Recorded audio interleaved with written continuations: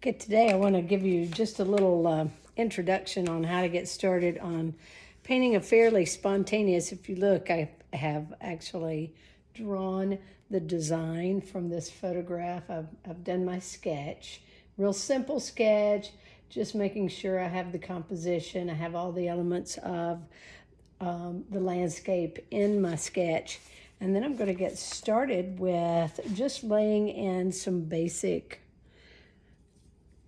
just underpainting colors, and these are colors that are usually really light, just to give it a little bit of color in the background, because I know that, and this is very loose, I'm going to make sure to leave areas of white that I want to be white. I may go with a little bit more of a yellow. I'm going to actually go in the river there. Kind of leave that. Go into the tree there.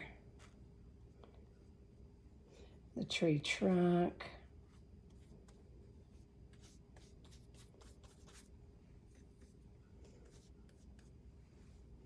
This is done very wet, and it's just a real simple wash, just to lay in just a little bit of color.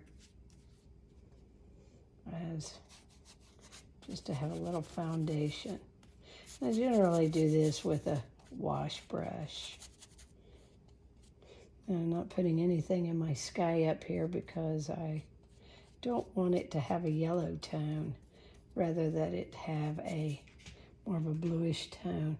And I'm not doing too much in the river either, because the river, there's a lot of highlights in the river, and I want to make sure that I don't cover up my whites.